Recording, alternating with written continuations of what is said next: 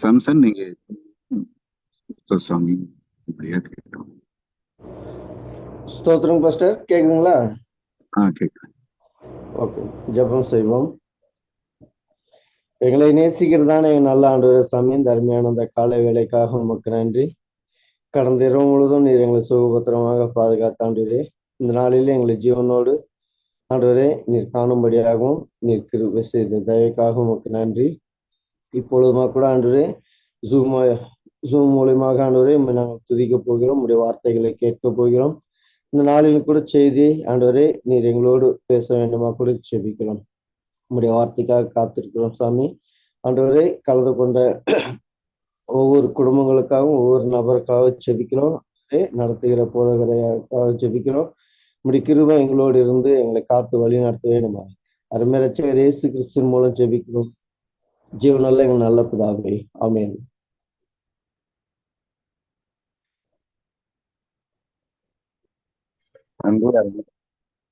அருமையான பாடலை பாடிய அன்பு சகோதரர் சாம்சன் அவர்களுக்கு நன்றி. கர்த்தர்களை ஆசீர்வதித்து காத்துக் கொள்வாராக. தொடர்ந்து இந்த நாளின் செய்தியை கேட்பதற்காக ஜெபத்தோடு காத்திருப்போம். அன்பு ஊழியக்காரர் ஸ்டீபன்.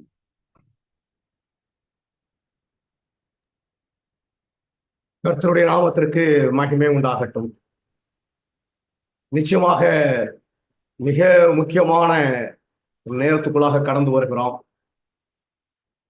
ஆண்டவர் மேன்மையான உபதேசங்களை நமக்கு கற்றுத் தருவார் என்பதில் எந்தவித ஐயப்பாடும் இல்லை. நம்ம கடந்த நாட்களில படித்தது போல இயேசுவினுடைய வருகையை மேய்ப்பர்கள் எதிர்நோக்கி இருந்த காலத்தை போல நாம் காத்திருக்கிறோம், வேண்டிய காலத்தில் இருக்கிறோமா என்பதை அறிகிறதுக்கு பிரயாசப்பட்டோம். அதில் சொல்லப்பட்டிருக்கிற மிக முக்கியமான அடையாளமான ஞாயிறு ஆசரிப்பு சட்டம் உங்களுடைய கண்களுக்கு முன்பாக நிறைவேறப் போகிறதை தேவன் படம் முடித்து காட்டினார். அதே போல தேவனுடைய சபை நிறைவேற்ற வேண்டிய மிகப்பெரிய பொறுப்பை, ஊழியத்தை நிறைவேற்றுகிற சூழலை அதோடு கூட சேர்ந்து ஞாயிறு ஆசரிப்பு சட்டத்தோடு சேர்ந்து வருகிற அனுபவத்தையும் நம்ம பார்த்தோம். அடையாளமும் சூழ்நிலையும் கண்களுக்கு முன்பாக கைமுறுக்கூடி வருகிற ஒரு சூழ்நிலை இருக்கிறது. காலம் இதை குறித்து இருக்குமா என்பதை அறிவதற்கு பிரயாசப்பட்டோம். 1883 மிகப்பெரிய எச்சரிப்புக்கு மத்தியில தேவனுடைய சபையில ஜேன் ஆண்ட்ரூஸ் என்பவர் 6 வாரங்களாக ரிவ்யூ அண்ட் ஹெரால்ட் பத்திரிகையில காலத்தை கணித்து எழுதியதை நம்ம பார்த்தோம். அதை தீர்க்கதரிசி எதிர்க்கல. ஆகையினால் அந்த முறைமையில நம் காலத்தை கணித்து அறிவதற்கு பிரயாசப்பட போகிறார். நம்ம கணிக்க போகிற படிக்க போகிற அந்த காலம் எனக்கு அருகிலே இருக்குமானால் என் இயேசுவின் வருகையை நிச்சயமாய் நீங்களும் நானும் இந்த ஜீவிய காலத்திலே பார்ப்போம் என்பதில் எந்தவித ஐயப்பாடும் இல்லை. நம்ம ஒரு குறிப்பை வாசித்தோம். இதான் நம்முடைய போக்கஸிங். இந்த மாதிரிகள் பரிசுத்த ஸ்தலத்தில் இருக்கிற மாதிரிகளில் சொல்லப்பட்ட கால கணக்கு அப்படியே நிறைவேறும். இயேசு கிறிஸ்துவினுடைய 2ஆம் வருகைக்கும் அங்கே மாதிரிகள் சொல்லப்பட்டு இருக்கிறது என்பதை நம்ம என்ன பார்க்க முடிந்தது. எனக்கு அருமையான தேவனுடைய பிள்ளைகளை, இந்த செய்தி நம்ம படிக்க போகிற இந்த செய்தி நிச்சயமாக நம்மளை ஆச்சரியத்துக்குள்ளாக வழிநடத்தும் என்பதில் எந்தவித ஐயப்பாடும் இல்லை. இந்த மாதிரிகளில வருஷங்களின் வாரத்துல 6 வாரம் அறுவடை செய்யணும், 1 வாரம் ஓய்ந்திருக்கணும். அந்த ஓய்வு வருஷம் தானியேல் வெளிப்படுத்தல் 20ஆம் அதிகாரத்தின்படி அது என்னது அப்படின்னு சொன்னா, தேசம் இயேசு கிறிஸ்து வரும்பொழுது தேசம் ஓய்ந்திருக்கிற காலம் அது 1000 வருஷம். அதனால 6 அறுவடை வருஷமும் என்ன அப்படின்னு சொல்லி படிச்சோம் அப்படின்னா, இந்த பூமியில மனிதன் கிரியை செய்கிறதுக்காக கொடுக்கப்பட்ட வருஷங்கள் என்று சொல்லி படிப்போம். அதாவது எனக்கு அறிவான தேவனுடைய பிள்ளைகளை, வேதாகமத்தில் இருக்கிற ஒரு உண்மை, பரிசுத்த ஸ்தலத்தில் இருக்கிற உண்மை, தீர்க்க தரிசனம் இருக்குன்னு சொல்லியிருக்காங்க. ஜேன் ஆண்ட்ரூஸ் அதை பார்த்து வெளிப்படுத்தி இருக்கிறார். நம்மளும் அதை உறுதியாக நம்புகிறோம். இந்த பூமிக்காக கர்த்தர் நியமித்திருக்கிற காலம் 6000 ஆண்டுகள். அதை தொடர்ந்து 1000 ஆண்டுகள் நம்ம பூமி ஓய்ந்திருக்க போது நம்ம எல்லாம் பரலோகத்தில தேவனோடு கூட அரசாளுவோம், நியாய விசாரணையிலே பங்கு பெறுவோம். அந்த 1000 ஆண்டு முடியும் பொழுது மீண்டுமாக இந்த பூமிக்கு ஆண்டவர் நம்மளை கூட்டிட்டு வந்து நமக்கு புதிய பூமியை சிருஷ்டித்து கொடுப்பார். நம்ம என்ன செய்ய போகிறோம் நமக்கு தெரியும். நிறைய தீர்க்க தரிசனங்களை படித்திருக்கிறோம். நமக்கு வேதாகமத்தில் உண்டு. தானியேல் 7ஆம் அதிகாரத்தின்படி 27ஆம் ஆண்டிலே இயேசு ஞானஸ்நானம் எடுத்தார். 31ஆம் ஆண்டில மரித்தார். 34ஆம் ஆண்டிலே ஸ்தேவான் கல்லெறிந்து கொல்லப்பட்டார். சின்ன பொங்கலுடைய ஆட்சி காலம் நமக்கு சொல்லப்பட்டிருக்கிறது 538ஆம் ஆண்டுல இருந்து 1798ஆம் ஆண்டு வரை. தானியேல் 8 நீங்க 14 போனீங்கன்னா 2300 ராப்பகல். எப்பொழுது நுட்ப நியாய விசாரணை தொடங்கும் என்பதும் சொல்லப்பட்டிருக்கிறது. அதை கர்த்தர் திருச்சபைக்கு வெளிப்படுத்துகிறது. இன்னைக்கு நம்ம படிக்க போகிறது 6000 ஆண்டு. அதை குறித்த உண்மையை படிக்க போகிறோம். எப்படி படிக்க போகிறோம்? ஜேன் ஆண்ட்ரூஸ் ஒரு கணக்கு போட்டார் பாத்தீங்களா? அந்த கணக்கை சார்ந்திருந்து படிக்க போறோம். அதற்கு பிறகு ஆசரிப்பு கூடாரத்தில் அது எப்படி இருக்கிறது என்பதை பார்க்க போகிறோம். நான் அந்த கணக்கை ஒவ்வொன்றா வாஸ்து சொல்ல போறது இல்ல. அந்த கணக்கு எப்படி போடப்பட்டிருக்கிறது என்பதை மாத்திரம் நான் சொல்ல போகிறேன். அதுக்குரிய வசனங்கள், ஆதாரங்கள் எல்லாம் இந்த ஸ்லைட்ல உண்டு. முதல்ல இந்த கணக்கை போடுகிற எல்லாரும் பொதுவா நான் பார்த்திருக்க மட்டும் ஒரு தவறை செய்வார்கள். ஏதேன் தோட்டத்தில் ஆதாமனுடைய சரித்திர கணக்கை எடுக்க தவறி விடுவார்கள். மொத்தம் ஆதாம் தன்னுடைய மகனை பெற்றெடுக்கும் பொழுது 130 வயதா இருந்தார் என்று வசனம் சொல்லும். அதனால 130வது வயது அப்படியே இந்த கால கணக்கை போடுவதற்கு எடுத்து விடுவார்கள். ஆகையினால் அவருடைய கால கணக்கு தப்பா போய் முடியும். இதை பொதுவா யாரு செய்வா அப்படின்னு சொன்னா, இப்ப எழும்பி இந்த கணக்குகளை காட்டி கிறிஸ்து வரப்போகிற என்று போதிக்கிற அந்த போதனையை போயாக்கிறதுக்கு இந்த 30 ஆண்டுகளையும் சேர்த்து அவங்க என்ன செய்வாங்கன்னா கணக்கு போட்டு முடிச்சுவாங்க. ஏதேன் தோட்டத்துல ஆதாம் என்ன செய்தான்னு சொன்னா ஒரு 30 ஆண்டுகள் வாழ்ந்தாங்க. சும்மா நம்ம சொல்லல, கற்பனையாலாம் சொல்லல. தீர்க்கதரிசி சொல்றாங்க, ஆதாம் சிருஷ்டிகளிடம் இருந்து சிருஷ்டிப்பின் வரலாற்றை கற்றுக்கொண்டான். 9 நூற்றாண்டுகளின் நிகழ்வுகளை அவனே நேரில் கண்டான். தன் அறிவை தன் சந்ததியினருக்கு கற்றுக் கொடுத்தான். அவன் வாழ்ந்தது 930 ஆண்டுகள். அதுல 900 ஆண்டுகளோட சந்ததிக்கு அவன் போதித்திருக்கிறான். எல்லாவற்றையும் கண்கூராய் பார்த்திருக்கிறான். அப்ப அவன் ஏதேன் தோட்டத்தில் வாழ்ந்தது 30 ஆண்டுகள் என்பதை உறுதியாக சொல்லலாம். இயேசு கிறிஸ்துவும் தான் பிறந்த பிறகு மேசியாவாக ஒரு மனிதனாக இருந்த மனிதனுக்கு ஜீவனை கொடுக்கும்படியாக ஒரு இரட்சகராக மேசியாக தோன்றுவதற்கு 30 ஆண்டுகள் அவர் நிரூபிக்க வேண்டியிருந்தது. அதுக்கு பிறகு தேவன் அவரை எடுத்து சோதித்தார். அப்ப இந்த 30 ஆண்டுகள் ஏதேன் தோட்டத்தினுடைய காலம். அது விட்டுறணும். அதை எடுத்து படிச்சீங்கன்னா நீங்க காலத்தை சரியாவே கணிக்க முடியாது. 100வது வயதில் மனிதன் விழுந்த பிறகு 100 ஆண்டுகள் ஆன போது ஆதாம் என்ன செய்தான் அப்படின்னு சொன்னா சேத்தை பெற்று எடுத்தார். நீங்க ஆதியாகமம் 5ஆம் அதிகாரம் 6ல இருந்து 30 வரை வாசித்தீங்கன்னு சொன்னா இங்க போடப்பட்டிருக்கிற லிஸ்டினுடைய வயது சொல்லப்பட்டிருக்கும். இப்போ உதாரணத்துக்கு ஆதாம் 100 வயதாய் 130 இருக்கும். நம்ம இப்ப 100 எடுக்கிறோம். ஏன்னா விழுகையில இருந்து கணக்கு எடுக்கிறோம். 100 வயதாய் இருக்கும் பொழுது சேத்தை பெற்றான். ஆதாமுக்கு 100 வயசு இருக்கும் போது சேத்துக்கு 1 வயசு. அவர் அந்த ஆண்டில தான் பிறக்கிறார். அப்ப அவனுடைய வயது அந்த ஆண்டில இருந்தே துவங்குகிறது. இதை மனதில் வச்சு நீங்க கணக்கு போடும் பொழுது 100வது ஆண்டுல ஆதாம் ஒரு பிள்ளையை பெறும் பொழுது சேத்து அடுத்ததாக 105வது ஆண்டை பார்க்கும் பொழுது அது 204 வரும். 205 போடுவாங்க.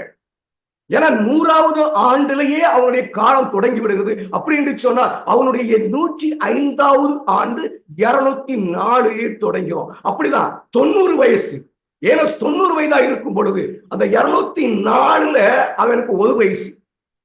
அவன் 90 வயசு சேர்க்கும் பொழுது 204 எண்ணிக்கிட்டே வந்தீங்கன்னு சொன்னா 293 வரும். அவங்க ஒவ்வொரு ஆண்டா சேர்த்து கிட்டத்தட்ட ஒரு 18 ஆண்டு சேரும். நான் மனதில் வைத்துட்டு போதிக்கிறதுக்கு இந்த 18 ஆண்டு சேரக்கூடாதுன்னு நினைக்கிறேன். ஆனா படிக்கிறத சரியா படிக்கணும், அது சேரும். அப்படி நீங்க கணக்கு போட்டு வரும்போது லாமேக்குடைய காலத்துல எத்தனை ஆண்டு வருது என்று சொன்னால் 1019 ஆண்டுகள் முடிந்திருக்கும். இன்னும் நீங்க இதுல இந்த நோவாவை குறித்து தெரிஞ்சுக்கணும். நோவாவுடைய வயது அவன் 500 வயசாக இருக்கும் பொழுது அவனுக்கு என்ன செய்தாங்க அப்படின்னு சொன்னா 3 குமாரர்கள் பிறந்தார்கள். இதுல சேம் எப்ப பிறந்தாங்கிறத நம்ம கண்டுபிடிக்கணும். ஏன்னா சேமனுடைய சரித்திரம் தான் தொடர்ந்து வருகிறது. இதை சேமை குறித்து சொல்லும் பொழுது அவன் ஜலப்பிரயாணத்துக்கு பிறகு 2 ஆண்டு இருக்கும்போது அவனுக்கு 100 வயதா இருந்தது குமாரன் பிறந்தது என்று சொல்லப்படுகிறது. அப்படி என்றால் ஜலப்பிரயாணத்துக்கு முன்பு 98 ஆண்டுகள் இருந்திருக்கிறான். அப்ப நோவாக்கு அவன் எப்ப பிறந்திருக்கான்? 502வது ஆண்டுல. என்னங்க 500வது ஆண்டு சொல்லப்பட்டிருக்கு. அப்படி அது ஒரு பொதுவான கருத்து சொல்லப்பட்டிருக்கு. 500 ஆண்டுகளாக எல்லா பிள்ளையும் ஒரே நேரத்தில் பெக்கல. அப்ப கால கணக்கை பெற்றிருக்கிறான். நம்ம கணக்கிட்டு பார்க்கும்போது தெளிவா தெரியுது 502ஆம் ஆண்டிலே அவன் பிள்ளையை பெற்றிருக்கிறான். 600வது ஆண்டிலே ஜலப்பிரளயம் வந்தது. இந்த கணக்குப்படி நீங்க பார்த்துன்னு சொன்னா நோவா வரும்பொழுது, நோவாவுக்கு முதல் குமாரன் பிறக்கும் பொழுது அவனுக்கு 1520 ஆண்டுகள் நிறைவடைந்தது. இன்னும் நீங்க இது ஆதியாகமம் 11ஆம் அதிகாரத்துக்கு போனீங்கன்னா 10லிருந்து 32 வரை வாசிக்கும் போது அநேக சந்ததிகள் சொல்லப்பட்டிருக்கும். அந்த சந்ததியெல்லாம் நீங்க கணக்கு போட்டுட்டு வந்தீங்கன்னு சொன்னா தேராகனுடைய வயதுல நீங்க கொஞ்சம் குழப்பாங்க, கொஞ்சம் கவனமா அதை பார்க்க வேண்டும். தேராகு எப்போ செத்தானா 205 வயதுல செத்தான், மரித்து போனான் என்று சொல்லி வேதம் சொல்லும். அவன் மரித்து போகும் பொழுது ஆபிரகாம் 75 வயதாக இருந்தானா. அப்போ ஆபிரகாம் எப்ப பிறந்திருப்பான் அப்படின்னு கேட்டா அந்த 205 வயதுல இருந்து 75 வயது நீங்க குறைத்தீங்கன்னா 130வது வயது. அப்ப தேராகு வரைக்கும் நீங்க அந்த கால அட்டவணையை போட்டு நீங்க கணக்கிடுவீங்கன்னா 1961வது ஆண்டு வரும். அப்ப ஆபிரகாமுடைய 75 நீங்க சேர்க்கும் பொழுது 2035 ஆண்டுகள் வரும். சரி, இத ரொம்ப ஈஸியா டக்குன்னு கணக்கு போட்டேன் இல்லைங்களா? இதுல ஒரு பிரச்சனை இருக்கு. என்ன பிரச்சனை இருக்குன்னா, எல்லாரும் ஒரே மாதத்துல ஒரே தேதியில பிறக்கல. அவங்க பல தேதிகள்ல பல மாதங்கள்ல பிறந்திருப்பாங்க. அப்ப அதை கொஞ்சம் இவங்க எப்படி பிறந்திருப்பார்கள், அந்த காலக்கணக்கு எப்படி வருது, அந்த காலக்கணக்கு எப்படி வருது அப்படின்னு சொல்லி நீங்க கொஞ்சம் ஆராய்ந்து அந்த காலக்கணக்கை போடுவீர்கள். நான் போட்டிருக்கிறேன். நேற்று இரவு ஆண்டவருடைய கிருபையில இந்த இப்படி கணக்கு போடணும் அப்படிங்கிற உணர்வு வந்ததுனால உட்கார்ந்து நான் உண்மையை சொல்லணும்னு தூங்கல. இந்த கணக்கு என்ன அப்படின்னு சொல்லி சரியாக சொல்ல வேண்டும், 100% சரியாக இருக்க வேண்டும். சும்மா இப்படி இருக்கும் அப்படி இருக்கும் டெஸ்ட் பண்ணலாம் சொல்லக்கூடாது அப்படின்னு நினைச்சு ஆண்டவரோட கூட உட்கார்ந்தேன். இந்த கணக்கை போட சொன்னார். இந்த கணக்கு நீங்க போட்டீங்கன்னு சொன்னா, நான் ஒரே மாசத்தை போட்டேன்னு சொன்னா வேற மாதிரி கணக்கு வரும். ஆனா இவங்க பல மாதங்கள்ல பிறந்திருப்பாங்க. அப்ப அந்த பல மாதங்களை ஸ்கேட்டர் பண்ணும். ஒவ்வொருத்தரும் 10ஆம் தேதி மாதத்துல ஒருத்தர் பிறந்திருப்பான், 11ஆவது மாதத்துல பிறந்திருப்பான், அவங்களுடைய வயதுடைய 11ஆவது மாதம், வயதுடைய 5ஆம் மாதம், அப்படி எல்லாத்தையும் நான் கணக்குக்குள்ள எடுத்து கணக்கிட்டு பார்க்கும் பொழுது ஆபிரகாம் ஆபிரகாமுடைய அந்த 75வது வயது 2046ஆம் ஆண்டை நிறைவு செய்கிறதை பார்த்தேன். ஆனா நம்ம பொதுவா கணக்கு போடும் பொழுது அது என்ன செய்யுது அப்படின்னு சொன்னா 2035 வருது. அப்ப நான் என்ன வேண்டி இருக்கு அப்படின்னு சொன்னா ஒரு 11 ஆண்டுகளை கூட்ட வேண்டியது இருக்கிறது. நான் சொல்றது புரியுதுங்களா? நம்ம துல்லியமா கணக்கு போட பாக்குறோம், மிக நேர்த்தியாக கணக்கு போட்டணும். குழந்தைகளை வளர்க்கிறது என்பதனால இந்த கணக்கை போடும்போது ஒருவேளை இந்த காலத்துல நம்ம மந்தை ஸ்கேட்டர் பண்ணும்போது ஒரு வருஷம் 2 வருஷம் முன்ன பின்ன வரலாம். நான் கொஞ்சம் கவனமாக எல்லா மாதமும் கணக்குக்குள்ள வருகிற மாதிரி நான் போடும்போது 11 ஆண்டுகள் வித்தியாசம் வந்தது. அந்த 11 ஆண்டுகளை சேர்க்கும் பொழுது ஆபிரகாமுக்கு 75 வயதாகும் பொழுது 2046 ஆண்டுகள். இதுக்கு பிறகு கால கணக்கு போடுறது பிரச்சனையே இல்லைங்க, ஒரு குழப்பம் இல்லை. ஏன்னா என்ன தெரியுமா சொல்றாங்க, நித்தியத்திலிருந்து செய்யப்பட்ட இந்த உடன்படிக்கை கிறிஸ்து வருவதற்கு 1900 ஆண்டுகளுக்கு முன்பு ஆபிரகாமுக்கு வாக்களிக்கப்பட்டது. ஆபிரகாமுக்கு 99 வயசுல ஆண்டவர் உடன்படிக்கை உறுதிப்படுத்துவார். அதை வச்சு இயேசுனுடைய பிறப்பு வரைக்கும் 1900 ஆண்டு ஆயிட்டுன்னு சொல்லுவாங்க. அப்ப காலக்கணக்கு அப்படியே எடுத்து போடணும், எந்த அட்ஜஸ்ட்மெண்ட்டும் இல்லாம அப்படியே நீங்க போட்டீங்கன்னா கரெக்ட் 1900 ஆண்டு வரும். அப்ப நம்ம அதுல சந்தேகமே பண்ண வேண்டாம், அப்படியே சேர்த்துக்கிட வேண்டியது. டக்கு டக்குன்னு வசனம் சொல்றத அப்படியே எடுத்து சேர்த்துக்கிட வேண்டியதுதான். அப்படி நம்ம சேர்க்கும் பொழுது அங்க இருக்கக்கூடிய ஒரு காலம் 430 வருஷம். ஆபிரகாமுக்கு உடன்படிக்கை 75ஆவது வயசுல ஆண்டவர் அவனை கூப்பிட்டு நீ போடி சொல்லுவார். அதுல இருந்து 430வது வருஷத்துல அவங்க எகிப்தை விட்டு வெளியே வருவாங்க. அது 2476. இந்த முதல் ஆலயம் கட்ட துவங்கிறது அவங்க எகிப்திலிருந்து வெளியே வந்ததிலிருந்து 480ஆம் ஆண்டுல சாலமன் ராஜாவுடைய 4வது வயதுல அது கட்ட துவங்கப்பட்டது என்று சொல்றாங்க. அந்த 480 நீங்க சேர்த்தீங்கன்னா 2956. இப்ப இதுக்கு பிறகு நமக்கு இருக்கிறது ராஜாக்களுடைய சரித்திரம். இத்தனை ஆண்டு ஆண்டான் அப்படின்னு சொல்லி ஒரு சரித்திரம் இருக்கிறது. அந்த சரித்திரத்துடைய வசனத்துல நான் இங்க போட்டிருக்கிறேன்.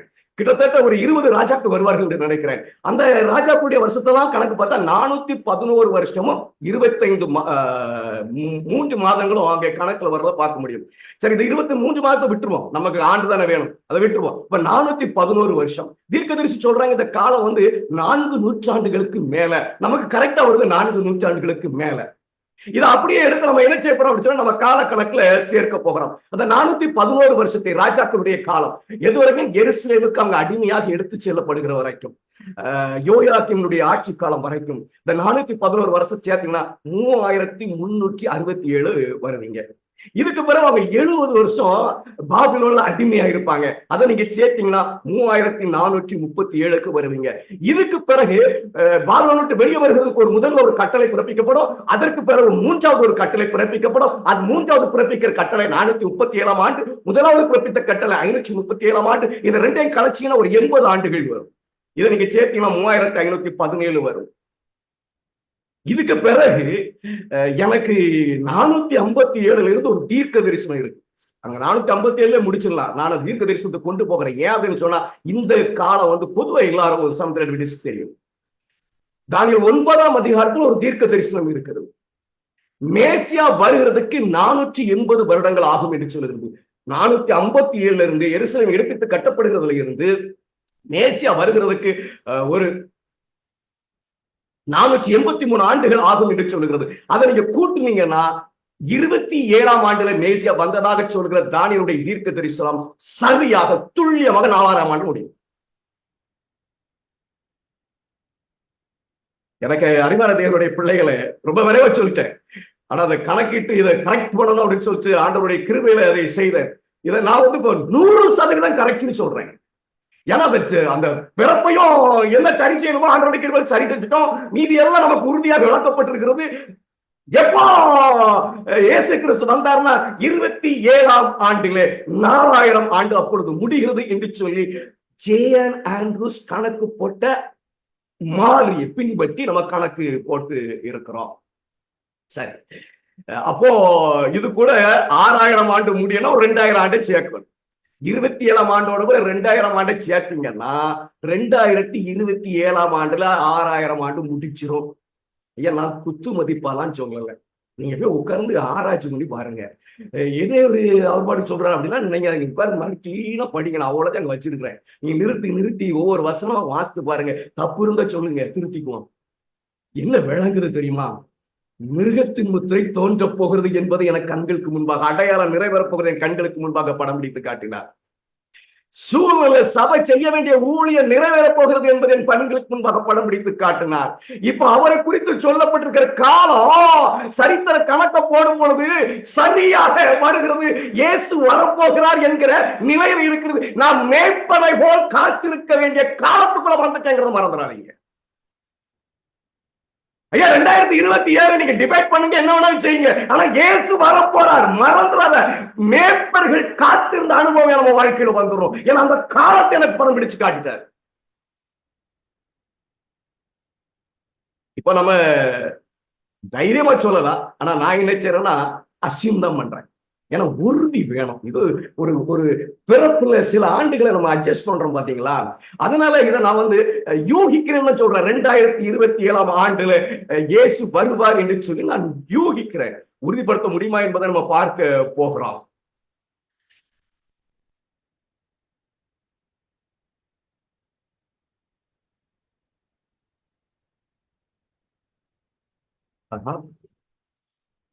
ஸ்லைட்ஸ் ஒன்னையும் காணோம்.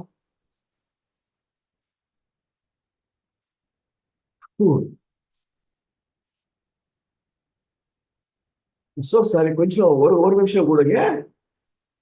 என்னுடைய ஃபைல்ல இருக்க வேண்டிய ஸ்லைட்ஸ் ஒண்ணுங்கள பாதியில நிற்கிறது.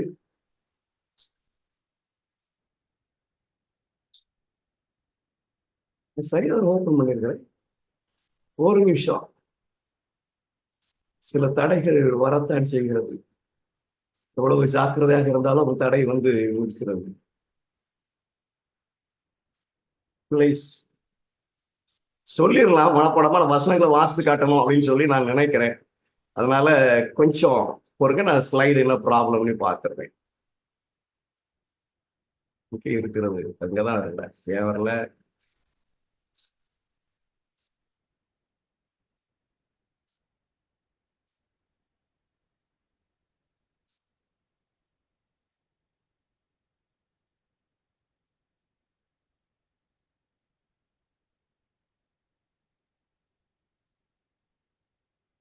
ஒரு நிமிஷம் பிளீஸ்.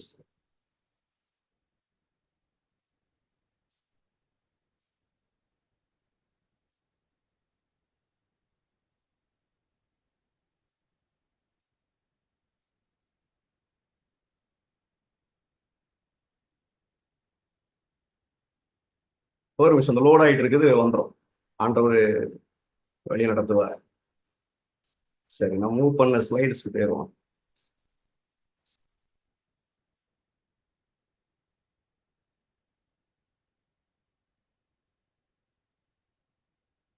சரி, ஐம் சாரி, அது எதனால அப்படி போச்சுன்னு எனக்கு தெரியல. இப்போ நம்ம புரிஞ்சுக்கிட வேண்டியது, நம்ம ஒரு கணக்கு போட்டோம், அந்த கணக்குல ஒரு சின்ன அட்ஜஸ்ட்மெண்ட் இருக்கு பாத்தீங்களா. நம்ம சும்மா நான் கரெக்டா போக முடியாது. அந்த பிறப்பு கணக்கு போடும் பொழுது வேதத்தில் சொல்லி இருக்கிற அந்த வருஷத்தை வச்சு நம்ம கணக்கு போட்டோம், அது ஒரு தேதி வந்துச்சு. ஆனா அவங்க பிறக்கிற ஒரே மாசத்துல இருக்காதுன்னு முடிவு பண்ணி அந்த மாசத்தை ஈவனா டிஸ்ட்ரிபியூட் பண்ணி ஒரு கணக்கு போடும்போது ஒரு 11 வருஷம் வந்துச்சு பாத்தீங்களா. அதனால 1 வருஷம் 2 வருஷம் முன்ன பின்ன இருக்கலாம் அப்படிங்கிறதுனால நான் என்ன செய்யறேன்னா அது யூகிக்கிறேன் என்று சொல்லுகிறேன். மனதை வச்சுக்கிடுங்க. ஆனா ஒரு உண்மை என்னன்னா, ஆண்டவர் வரப்போறாரு, ஏமாந்துடாதீங்க, வரப்போறாரு. இன்னும் நம்ம அதை உறுதிப்படுத்துறதுக்கு பிரயாசப்படுவோம். இந்த காலம் இருக்கு பார்த்தீங்க, கண்டுபிடிக்கிற 27. ஒருவேளை ஜேஎன் ஆண்ட்ரூஸ் வந்து இந்த 2027 கண்டுபிடிச்சிருப்பாருன்னு வச்சுக்கணுமே. உதாரணத்துக்கு ஒரு 120 130 ஆண்டுகளுக்கு முன்பாக கண்டுபிடிச்சிருப்பாரு. என்ன ஆயிருக்கும்? ஒரு உபதேசம் இருக்கு பாருங்க. அப்படி கண்டுபிடித்திருந்தால், ஆண்டவர் அதை விடல, தடுத்துட்டாரு. கண்டுபிடித்திருந்தால் என்ன உபதேசத்தை ஆண்டவர் கொடுக்கிறார் பாருங்க. தேவன் ஒரு நாளை குறித்து இருக்கிறார், அதிலே பூலகத்தை நீதியாய் நியாயந்திருப்பார். அந்த நாள் எப்போது வரும் என்று கிறிஸ்து நமக்கு சொல்லுகிறார். உலகமெங்கும் மனமாற்றம் அடையும் என்று அவர் சொல்லவில்லை. கவனமா கேட்டுடுங்க ஊழியம் செய்றவங்க. உலகமெங்கும் மனமாற்றம் அடையும் என்று அவர் சொல்லவில்லை. மாறாக ராஜ்யத்துடைய இந்த சுவிசேஷம் பூலகம் உள்ள சகல ஜாதிகளுக்கும் சாட்சியாக பிரகசிக்கப்படும். அப்பொழுது முடிவு வரும். இதெல்லாம் உட்கார்ந்து சிந்திக்கணுங்க. இந்த வேலை ரொம்ப ஈஸியா முடிக்க வேண்டிய நம்ம பெரிய பேர்டன் ஆக்கி வச்சுக்கிட்டு ரிப்போர்ட் எழுதுறதுலயே ஊழியத்தை முடிச்சுக்கிட்டு இருக்கிறோம். சுவிசேஷத்தை உலகுக்கு கொடுப்பதின் மூலம் நம்முடைய கர்த்தரின் வருகையை விரைவுபடுத்துவது நம் வல்லமையில் உள்ளது. நாம் எதிர்பார்ப்பது மட்டுமல்ல, தேவனுடைய வருகையை நாளை விரைவுபடுத்த வேண்டும். கிறிஸ்துவின் சபை கர்த்தர் கட்டளையிட்டபடி தனக்கு நியமிக்கப்பட்ட வேலையை செய்திருந்தால் முழு உலகமும் இதற்கு முன்பே எச்சரிக்கப்பட்டிருக்கும். மேலும் கர்த்தராகிய இயேசு வல்லமையுடன் பெரும் மகிமையுடன் பூமிக்கு வந்து என்ன விளங்குது அப்படின்னு சொன்னா, ஒரு காலம் இருக்கு பாத்தீங்களா, இது தேவன் வரும்படியாக குதிக்கப்பட்ட அதிகமான காலம். ஆனா நம்ம வேலையை செஞ்சு ஆண்டு முந்தி வந்துருவாரு. இதெல்லாம் தீர்க்கதரிசி அவருடைய எழுத்துக்கள் பாத்தீங்களா, நீ 5 வருஷத்துல வந்துருவாரு, 10 வருஷத்துல வந்துருவாரு, 20 வருஷத்துல வந்துருவாரு, 1 வருஷத்துல வந்துரு, அப்படி சொல்லாத. ஏன்னா ஆண்டு சபை வேலையை முடிச்சு அவர் முந்தி வந்துருவாரு. ஆனா இப்ப காலம் அப்படி இல்லை. 27 கண்களுக்கு முன்பாக நடக்க போகிறது. இன்னொரு பிரமாணம் இதுக்குள்ள இருக்கு, நல்லா கேட்டுக்கிடுங்க. இந்த 6000 இந்த வருஷங்களின் பாரம் இருக்கு பாத்தீங்களா, அதுல இன்னொரு பிரமாணம் இருக்குது. 6 பிரமாணத்துக்குள்ள 6 வருஷத்தை குறிக்கிற அந்த அறுவடை ஆண்டுகளில் ஒரு பிரமாணம் இருக்கிறது. என்ன பிரமாணம்? 2வது தசம பாகம் கேட்டிருக்கீங்களா? கேட்டே இருக்க மாட்டீங்க, போதிக்கவே மாட்டாங்க, சாத்தம் போதிக்க விட மாட்டான். அதை கண்டுட்டாதான் நீங்க தசம பாகம் கொடுக்குற ஆசீர்வாதம் வீட்டுல கூரையை பிச்சுட்டு வருங்கிறாரு. எந்த கூரையை பிச்சுட்டு வருது? 2வது தசம பாகம் ஒண்ணு இருக்கு, சரிங்க? அந்த குறிப்புல இருக்கிறத நான் சொல்லுகிறேன். அந்த தசம பாகத்தை எப்படி செலுத்தணும் அப்படின்னு சொல்லும் போது இந்த 6 அறுவடை வருஷம் இருக்கு பாத்தீங்களா, அதுல 1வது வருஷமும் 2வது வருஷமும் 4வது வருஷமும் 5வது வருஷமும் அவங்க என்ன செய்யணும் அப்படின்னா, பரிசுத்த ஸ்தலத்துக்கு போய் அங்க அந்த பணத்தை உற்றார் உறவினர் லேவியர் எல்லாரையும் சேர்த்து செலவழிக்க வேண்டும். மீதி இருக்கிற அந்த 3வது வருஷத்திலையும் 6வது வருஷத்துல அவன் பரிசுத்த ஸ்தலத்துக்கு போக வேண்டாம், வீட்டிலேயே வச்சுக்கணும், வீட்டிலேயே வச்சு செலவழிக்கணும். அங்க எல்லாரையும் கூப்பிட்டு அவன் செலவழிக்கணும். இதுல என்ன ஒரு உண்மை இருக்கு தெரியுமா? 4 வருஷம் அவங்க பரிசுத்த ஸ்தலத்தை சார்ந்து இருக்க வேண்டும், 2 வருஷம் பரிசுத்த ஸ்தலத்தை சாராமல் இருக்க வேண்டும். நம்ம 6 வருஷத்துக்கு விளக்கத்தை கண்டுபிடிச்சோம், 6000 ஆண்டு இயேசு வரப்போறார் என்று சொல்லி. அதுக்கு பிறகு இருக்கிற ஒரு ஓய்வு வருஷம் பூமி ஓய்ந்து இருக்க போகிறது என்று சொல்லி படித்தோம். அதற்கு பிறகு நிலம் பூமி புதிதாக சிருஷ்டிக்கப்படும் என்பதை அறிந்திருக்கிறோம். இந்த பிரமாணத்தில் இன்னொரு பிரமாணத்துக்கு அர்த்தம் இருக்கணும்ல. 4 வருஷம் பரிசுத்த ஸ்தலத்தை சார்ந்து இருக்கணுமா, 2 வருஷம் பரிசுத்த ஸ்தலத்தை சார்ந்து இருக்க கூடாது. சுருக்கமா சொல்லிடுறேன், அது நிழல் பிரமாணம், இயேசுவை வெளிப்படுத்துற பிரமாணம். இயேசுவே சார்ந்து இருக்க வேண்டும். அவர்கள் நிழலை சார்ந்து இருந்து இயேசுவை அறிய வேண்டும். 4000 ஆண்டுகளுக்கு மனிதன் விழுந்ததில் இருந்து 4000 ஆண்டுகளுக்கு அவர்கள் என்னத்தை சார்ந்து கொண்டா, பரிசுத்த ஸ்தலத்தினுடைய நிழல் பிரமாணங்களை சார்ந்து இருந்து மேசியாவை அறிய வேண்டும். அதுக்கு பிறகு 2 வருஷம் 2000 வருஷம் அவர் நிழலை சார்ந்து இருக்க வேண்டாம், என நிஜமாக மேசியா எழுந்துருவார். அப்போ 4000 ஆண்டையும் 2000 ஆண்டையும் பிரிக்க போற சம்பவம் எதிர்த்து கேட்டீங்கன்னு சொன்னா, இயேசு மேசியாவாக வரப்போகிற காரியம். எனக்கு அருமையான தேவனுடைய பிள்ளைகளே, ஆண்டவராய் இயேசு கிறிஸ்து 4000 ஆண்டுல வருவார். அது ஒரு யூகிச்சோம். அது 2027. அதுல இருந்து 2000 அப்படியே கடிச்சோம் அப்படின்னு சொன்னா, இயேசு 27ஆம் ஆண்டுல வருவார். நீங்க பார்த்திருப்பீங்க. 27ஆம் ஆண்டு அப்படின்னு சொல்லும் பொழுது நீங்க பார்த்திருப்பீங்க. இப்போ கொஞ்சம் உறுதிப்படுத்தலாம். கிருபையின் காலத்தினுடைய முடிவு 2027.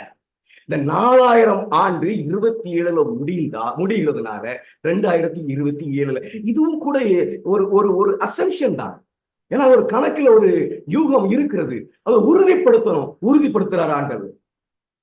உறுதிப்படுத்துறார் ஆண்டவர். தானியேல் 9:25 நீங்கள் வாசிக்கும் பொழுது, பிதாவாகிய பிரபுவாகிய மேசியா மட்டும் 7 வாரமும் 62 வாரமும் செல்லும். அந்த பிரபுவாகிய மேசியா வந்ததை தீர்க்கதரிசனம் திட்டவட்டமான வார்த்தை சொல்லுது. 27 சொல்லி அப்போ இனி அங்க பேசுறதுக்கு இடம் இல்ல. 27ல 4000 ஆண்டு முடிகிறது. கால கணக்கு போட்டோம், ஒரு அட்ஜஸ்ட்மெண்ட் பண்ணி 4000 ஆண்டை நம்ம பார்த்தோம். ஆனா அது அந்த அந்த அட்ஜஸ்ட்மெண்ட் அது மிக சரியானது என்பதை தீர்க்க தரிசனம் தானியேல் 9ஆம் அதிகாரம் வெளிப்படுத்துது. அப்ப 9:27 4000, தானியேல் 9:25 படி 4000 ஆண்டு 27ல முடியுமானால் திட்டவட்டமா சொல்லலாம் 2027ஆம் ஆண்டு 6000 ஆண்டு முடியும் என்று சொல்லி. அப்பொழுது இயேசு நிச்சயமாக வருவார் என்பதில் எந்தவித சந்தேகமும் இல்லை. இந்த மேசியா எப்போ வருவாரு? மேசியாவுடைய பிறப்பா இல்ல மேசியா ஞானஸ்நானம் எடுத்ததா? தானியேல் படி மேசியா ஞானஸ்நானம் எடுத்ததுதான் தானியேல் என்ன செய்யறாருன்னு சொன்னா மேசியாவுடைய வருகைன்னு சொல்றாரு. ஆனா இந்த உபதேசத்தை பொய்யாக்க பிரயாசப்படுகிற பிள்ளைகள் தீர்க்க தரிசன ஆவியினுடைய நம்ம முடிச்சுட்டு பரிசுத்தத்தை பார்த்துட்டோம், தானியேலை பார்த்துட்டோம், முடிஞ்சுங்க, போதனை முடிஞ்சுங்க. அவ்வளவுதாங்க. 6000 ஆண்டு கண்டுபிடிக்க பெரிய மலைலாம் கிடையாது. சின்ன குழந்தை கண்டுபிடிச்சிட்டு போயிடலாம். அப்படிதான் ஆண்டு வெளிப்படுத்தி வச்சிருக்காரு. நீங்க மத்த தீர்க்க தரிசனம் போய் சரித்திரத்தெல்லாம் பார்த்து அப்படி இப்படின்னா உட்கார்ந்து கணக்கு போட வேண்டியதில்லை. யாரும் பார்த்தாலும் உடனே கணக்கிடுற மாதிரி ஒரு காலத்தை எழுதி வச்சிருக்காரு பாருங்க. ஏன்னா அற்புதமான தேவன். நீங்க நான் போட்ட அந்த சரித்திர கணக்குல போட வேண்டியது இல்லை. இந்த 4000 ஆண்டை கண்டுபிடிங்க.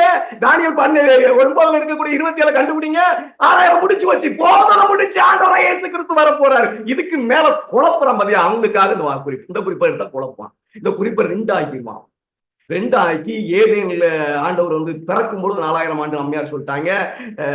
ஞானஸ்நானம் எடுக்கும் பொழுது அம்மையார் 4000 ஆண்டுன்னு சொல்லிட்டாங்க. கிட்டத்தட்ட 4000 ஆண்டு ஆகுது அப்படின்னு சொல்லி சிலுவையில மறைக்கும் போது அவரு சொல்லிட்டாங்க. அதனால இந்த 4000 ஆண்டுலாம் ஒரு பொருட்டே இல்லை. ஐயா, பரிசுத்த ஸ்தலம் சொல்லுது. பரிசுத்தம் ஸ்தலம் சொல்லுகிறது 4 வருஷம் 4000 வருஷம் நீ என்ன நிழல சார்ந்து இருக்கணும். 2 வருஷம் 2000 வருஷம் நீ நிழல சார்ந்து இருக்க கூடாது. அப்ப நான் நிழல சார்ந்திருக்காத ஒரு அனுபவம் வரணும். மேசியா வரணும். தானியேல் சொல்றாரு மேசியா எப்ப வருவார் சொல்லி 27ஆம் ஆண்டுல. அவ்வளவுதான். 4000 ஆண்டு 27ஆம் ஆண்டுல முடியுது. 6000ஆம் ஆண்டு 2027 முடியுது. திட்டவட்டமான தீர்ப்பு ஒரு போதனை. இதுக்கு மேல இல்ல போதனை. குழப்பறவனுக்காக நான் பேசுகிறேன்.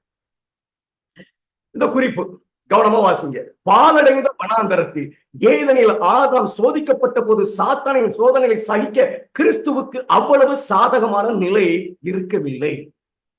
எங்க?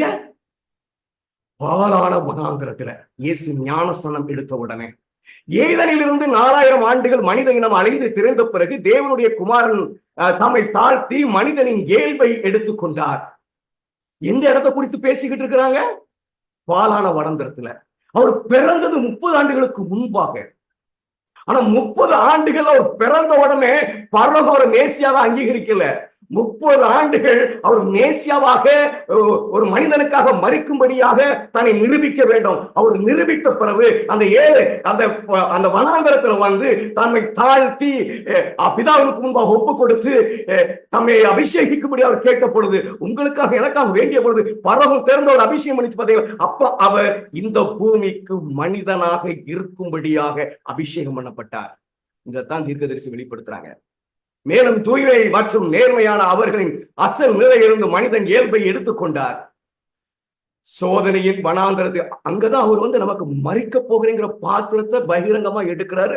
பரலோகம் சாட்சி அளிக்கிறது. அது அதை மாதிரி கீழே எழுதுறாங்க பாருங்க. மேல மட்டும் பார்த்துட்டு விட்டுட்டு போயிட்டோம். தீர்க்கதரிசியை நம்ம இஷ்டத்துக்கு கையாண்டலாம்.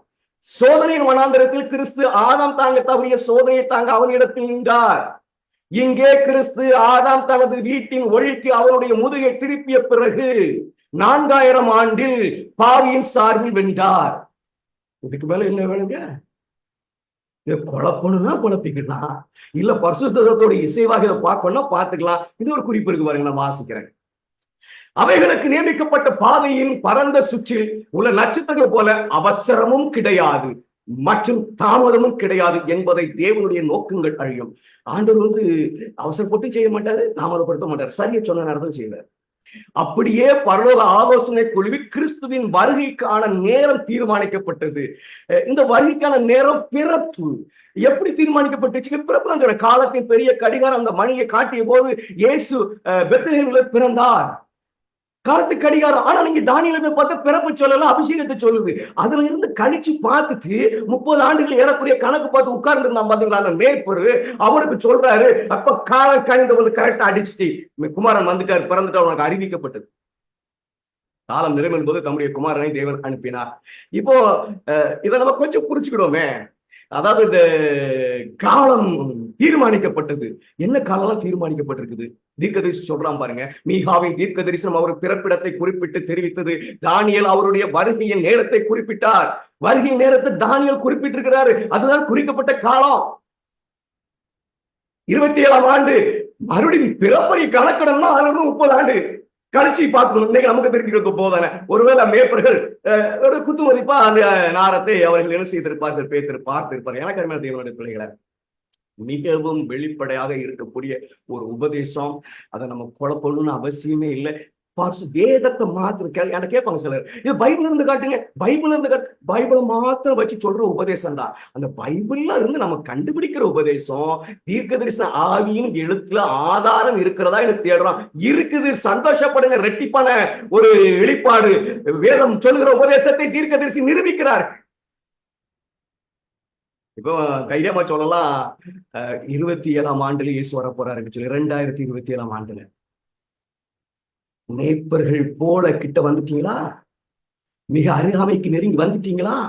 சந்தேகம் வரப்போகுது, அடையாளம் நிறைய போறதும் கண்களுக்கு முன்பாக படம் முடித்து காட்டிருக்கிறார். சூழ்நிலை முழுமையடை போகிறது கண்களுக்கு முன்பாக படம் முடித்து காட்டிருக்கிறாரு. இப்போ அதன் அடிப்படையில் சொல்லப்பட்ட காலமும் நிறைவேற போகிறது என்பதை உங்களுக்கு கண்களுக்கு முன்பாக காட்டியிருக்கார். அப்படி என்று சொன்னா இயேசு நிச்சயமாய் வரப்போகிறார். இத மூன்றையும் புரிந்து காத்திருக்கிற பிள்ளைகள் ஏமாற போறதில்லை.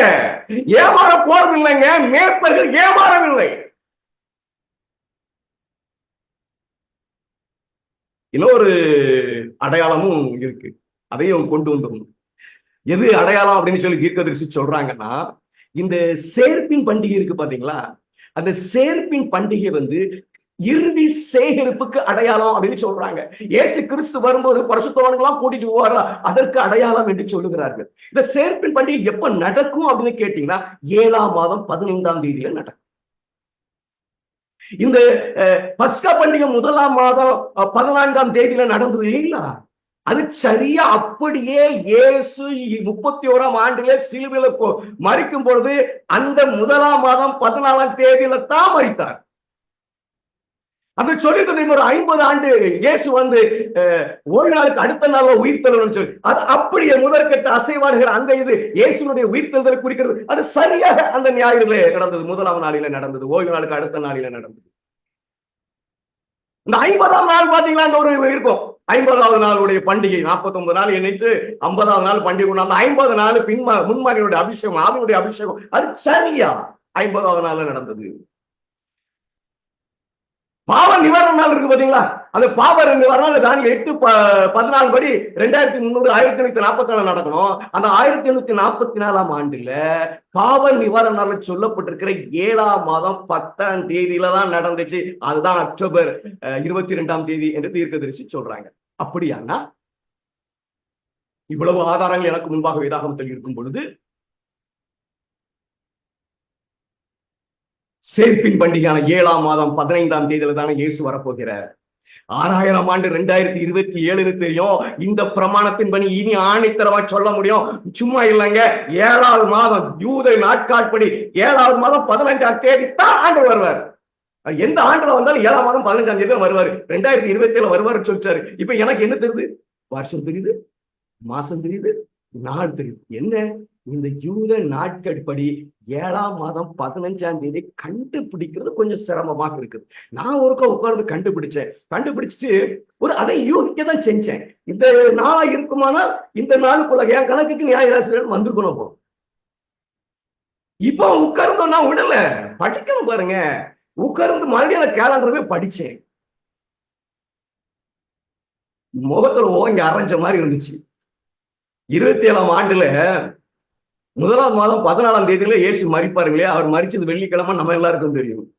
அந்த கேலண்டர்ல புதன்கிழமைன்னு போட்டிருக்கான். ஐயோ, இந்த கேலண்டரையா படிச்சோம்? ஐயோ, அதனாலதான் ஆண்டவர் சொல்லிருக்கையே, உனக்கு கிடையாது, 4 நாளைக்கு நான் சொல்லுவேன், நீ என்ன தேடிக்கிட்டு இருக்க?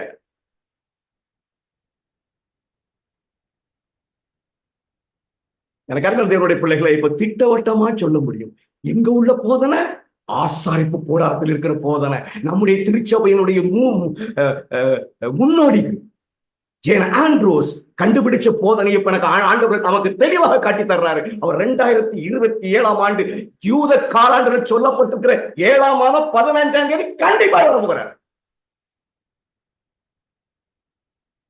எனக்கு அருமையான தேவனுடைய பிள்ளைகளை,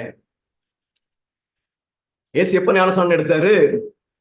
அதாவது 4000 ஆண்டுன்னு சொன்னா 27ஆம் ஆண்டுல ஞானஸ்நானம் எடுக்கும் பொழுது 7ஆம் மாதம் 15ஆம் தேதியா இருந்தா அந்த 4000 ஆண்டு கரெக்டா வந்து நிற்கும். புத்து மதிப்புலாம் இல்ல. இயேசு மரித்த நாள் நமக்கு தெரியும் இல்லைங்களா? 1ஆவது மாதம் 14ஆம் தேதி, 31ஆம் ஆண்டினுடைய 1ஆம் மாதம் 14ஆம் தேதி. அது 3 வருஷத்தை கழிச்சுங்க. ஏன்னா 3 வருஷம் ஊழிச்சவர் தானியேலுடைய 9ஆம் அதிகாரத்தின்படி 3 வருஷத்தை கழிச்சு 28 வரும். 28 1ஆம் மாதம் 14ஆம் தேதியில இருந்து நாளை கணக்கு போட பின்னிட்டு வாங்க.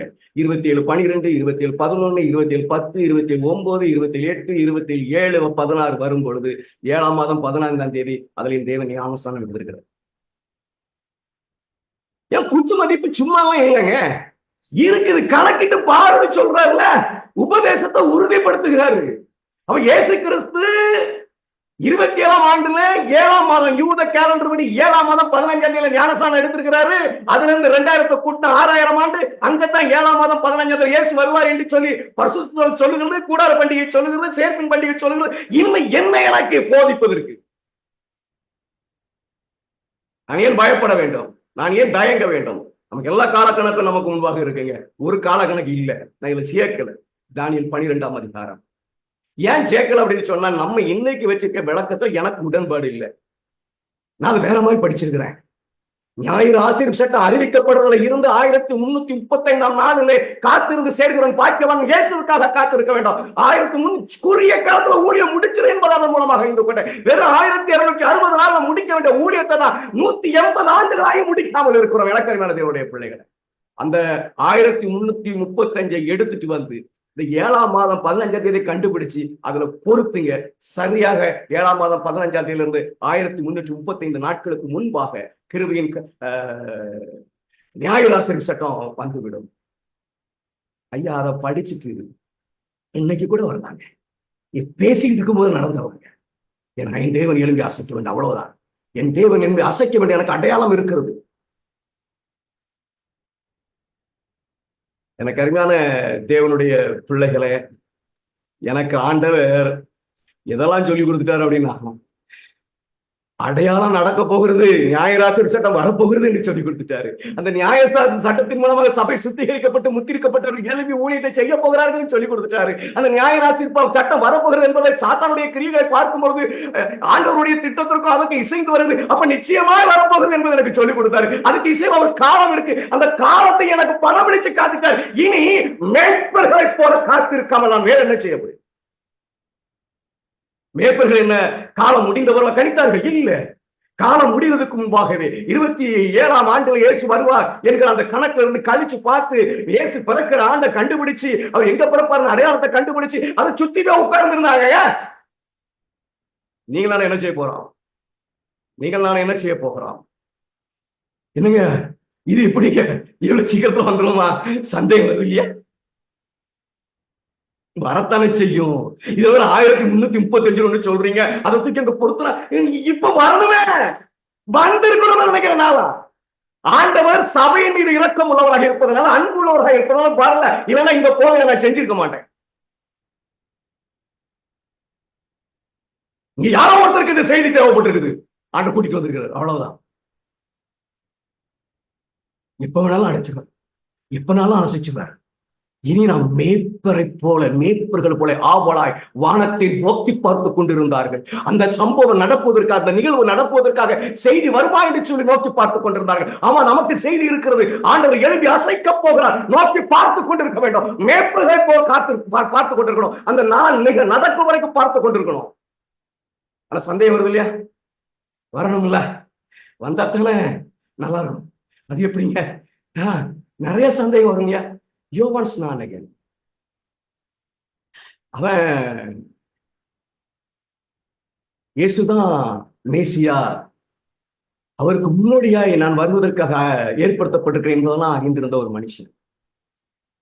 இயேசு 12வது வயதில செய்த காரியங்கள் எல்லாவற்றையும் கேள்விப்பட்டு இவர்தான் மேசியா என்று உறுதியாக இருந்தார்.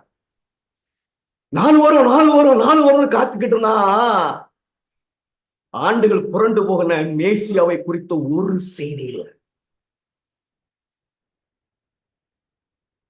மேசியாவை குறித்த ஒரு செய்தி இல்ல. 12வது வயதுல சம்பவத்தை கேட்டவன் வேறு ஒரு செய்தியை கேட்க முடியவில்லை. தீர்க்கதரிசி சொல்றாங்க, இயேசு அவருடைய ஊழியத்திற்கு எந்த சிறப்பு ஆதாரத்தையும் கொடுக்காமல் பல வருடங்கள் மறைந்த நிலையில் இருந்த உண்மை அவர் வாக்களிக்கப்பட்டவராக இருக்க முடியுமா என்ற சந்தேகத்திற்கு சந்தர்ப்பம் அளித்தது. இன்னைக்கு வரும்னு பாக்குறேன், வரலையா? நாளைக்கு வரும், வரலையா? 10 நாளைக்கு வரலையா? 20 நாளைக்கு வரலையா? சந்தேகத்திற்கு இடம் உண்டாகும். ஆண்டவர் எல்லாத்துக்கும் உதாரணம் வச்சிருக்காரு பாருங்க. நம்மளை திடப்படுத்துவதற்கு, பலப்படுத்துவதற்கு எல்லாத்தையும் உதாரணம் வச்சிருக்காரு. அந்த சந்தேகம் யாருக்கு வந்துச்சுன்னு சொன்னா, யோவான் ஸ்நானகனுக்கு வந்தது. யாருக்கு முன்னோடியாக வர வேண்டுமோ, யாருக்கு வழியை ஆயத்தப்படுத்த வேண்டுமோ அவருக்கு அந்த சந்தேகம் வந்தது. எவ்வாறாயினும் தேவனுடைய சொந்த நேரத்தில் எல்லாம் தெளிவாக்கப்படும் என்று நம்பி ஸ்நானகன் விசுவாசத்தோடு காத்திருந்தான். ஐயா, உபதேசத்தை பொய்னு மறுக்கவே முடியாதுங்க. நான் பார்த்துட்டேன், ஒருத்தரால மறுக்க முடியல. என்னென்ன ஸ்டாண்ட் எல்லாம் எடுக்கிறாங்க அப்படின்னு சொன்னா, தீர்க்க தரிசனத்துல இருந்து காட்டாதீங்க, தீர்க்க தரிசன ஆவியினுடைய எழுத்துல இருந்து காட்டாதீங்க, பைபிள்ல இருந்து காட்டுங்க. பிசாசா மாறிட்டு இருக்கான்னு அவனுக்கு தெரியல. தீர்க்கதரிசி இல்லாத இடத்துல ஜனங்கள் சீர்கிட்டு போவாரு. அவன் சீர்கிடுற வேலையை செய்யறான்னு அவனுக்கு தெரியல.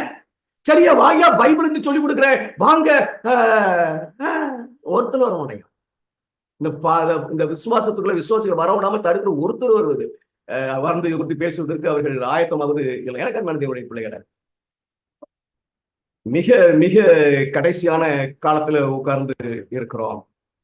எல்லாம் சரியாயிட்டு. நான் மறுபடியும் சொல்றேன், மேய்ப்பர்கள் காத்திருக்கிற காலத்துல உட்கார்ந்து இருக்கிறோம். உங்களுக்கு சந்தேகம் வருத, நடக்குமோ நடக்காதோன்னு நினைச்சு உலகத்தோட ஓடுகிறாங்க. நடக்கும், ஏற்ற காலத்தில் நடக்கும் என்று விசுவாசித்து யோவான் ஸ்நானகனை போல் காத்திரு.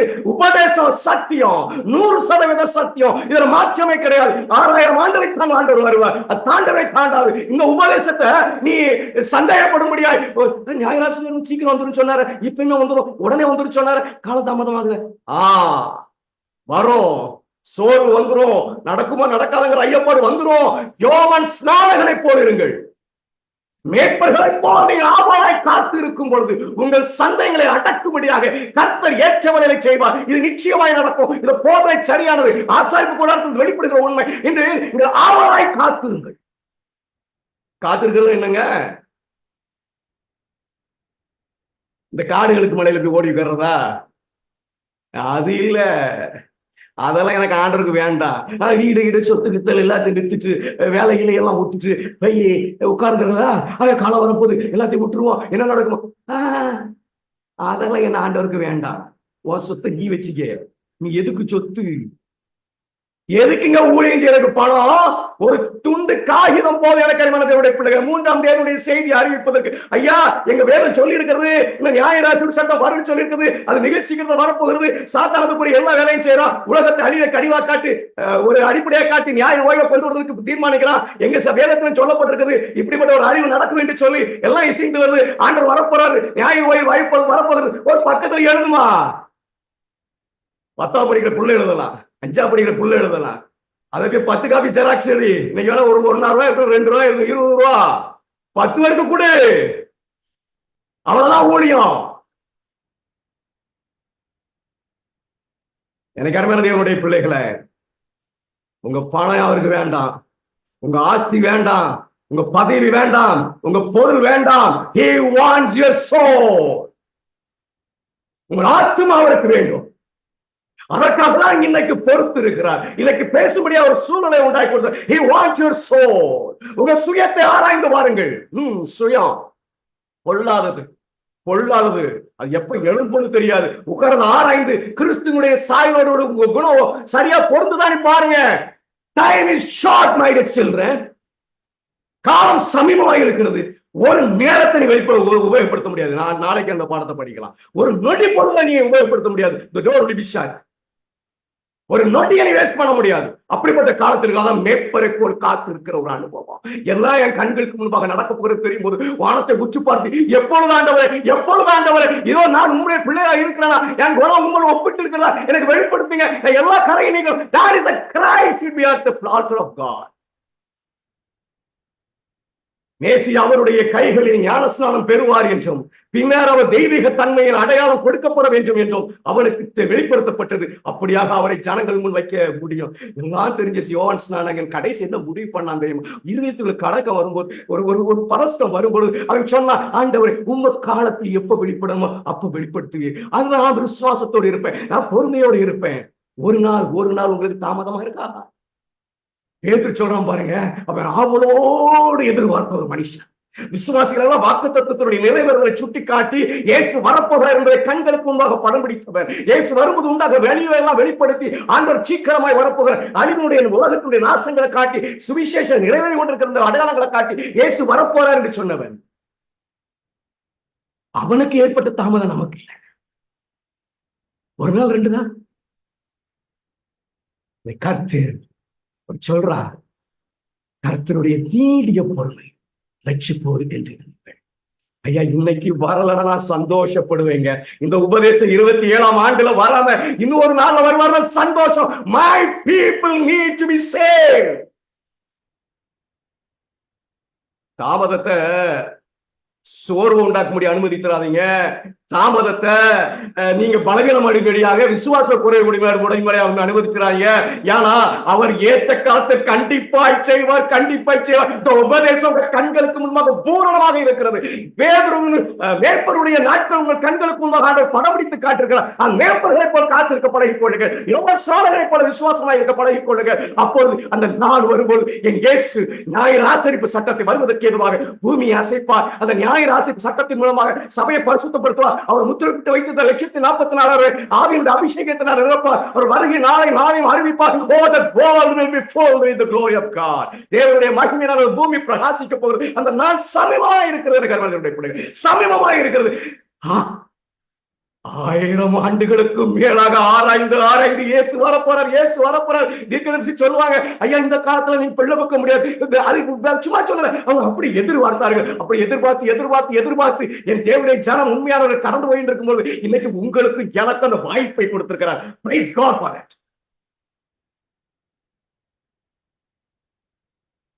நிச்சயமாக இயேசு வரப்போகிறார். என் கண்களுக்கு முன்பாக, என் நாசிலிருந்து சுவாசம் புரிகிறதுக்கு முன்பாக என்னை வரப்போகிறார். கேட்கலாம், நாசி எப்ப வேணாலும் அவர் வருவாரு, இன்னைக்கு வருவாரா? வரமாட்டார். நாளைக்கு வருவாரா? வரமாட்டார். தீர்க்க தரிசனம் நிறைவேற வேண்டும். அந்த தீர்க்க தரிசனம் நிறைவேற போகிறது என்பதே உங்க கண்களுக்கு முன்பாக படம் பிடித்து காட்டிருக்கிற எனக்கு தேவனுடைய பிள்ளைகளை, நீங்க மேற்பர்களை போல காத்திருக்கப்படுகிறீர்கள். He is at the door. உனக்காக ஒரு நாள் கிருபை, இன்னொரு நாள் இருக்கலாம். But there is a time going to ring in the heaven, the prophetical time. தீர்க்கதரிசன கடிகாரத்தை ஒலிக்க போகிறது. என் தேவன் பூமியை அசைப்பார். நிச்சயமாய் நடக்க போகிறது. நீங்க பார்க்க போகிறீர்கள். அந்த நாளுக்கு முன்பாக நீங்க தேவனுடைய சமூகத்தை ஒப்புக் கொடுங்கள், உங்களை ஆயத்தப்படுத்திக் கொள்ளுங்கள். நிச்சயமா நம்ம எல்லாரும் சேர்ந்து இந்த கர்த்தருடைய நாளுக்காக காத்திருப்போம். வரும் பொழுது அவருடைய கிருபையினால் அரவணைக்கப்பட்ட பிள்ளைகளாய் காணப்படுவோம். இந்த பாக்கியத்தை கர்த்தர் நமக்கு தருவாராக. ஆமென். நீங்களே ஜெபம் பண்ணி முடிச்சிருங்க. ஜெபம் செய்வோம். எங்கள் அதிகமாய் நேசிக்கிற எங்கள் அன்பு தகப்பனே, எங்கள் மீது இரக்கமாய் இருப்பதற்காக நன்றி. இன்னும் நீடிய பொறுமை உள்ள தேவனாய் இருப்பதற்காக நன்றி. ஆண்டவரை சகலமும் எங்களுக்கு முன்பாக படம் பிடித்து காட்டப்பட்டு இருக்கிறது. நீர் வரப்போகிறீர் என்பது நிச்சயமான உண்மை. அழிவுக்கு முன்பாக எங்களை ரட்சிப்பதற்காக கர்த்தருடைய பொறுமை காணப்படுவதற்காக சோஸ்திரம் ஆண்டவரே.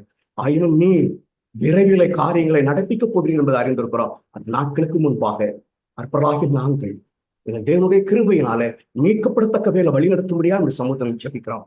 இங்க வந்திருக்கிற ஒரு பிள்ளைகள் கூட விசுவாச குறைபாடு உள்ளவர்களாக, இந்த ரட்சிப்பின் கூட்டத்தில் இல்லாதவர்களாய் காணப்படாதபடி கர்த்தர் ஒவ்வொருவரையும் அவருடைய சகல காரியங்களை வெளிப்படுத்தி உன்னோடு கூட அவர்களை ஒப்புரவாக்க முடியாமல் சமூகத்தில் ஜெபிக்கிறேன். பாவம் அவர்களுக்கு முன்பாக படம் பிடித்து காட்டப்படட்டும், பலவீனம் அவர்களுக்கு முன்பாக வெளிப்படுத்தப்படட்டும். ஆமாண்டவரை, நாங்கள் ஒருமித்தவர்களாய் எங்கள் கர்த்தருடைய வருகை எதிர்பார்க்கிற பாக்கியத்தை கற்று தர வேண்டும். இப்படி சமுதிரங்களை ஒப்புக் கொடுக்கிறோம். எங்களை உங்களோடு கூட அரவணைத்துக் கொள்ளும். இயேசுவின் நாமத்தினால் ஜெபிக்கிறேன் அன்பு மீத பரமபிதாவே, ஆமென். என் ஆத்துமாவே கர்த்தரை ஸ்தோத்திரி, என் முள்ளுள்ளமே அவருடைய பரிசுத்த நாமத்தை ஸ்தோத்திரி. என் ஆத்துமாவே கர்த்தரை ஸ்தோத்திரி, அவர் செய்த சகல உபகாரங்களை மறவாதே.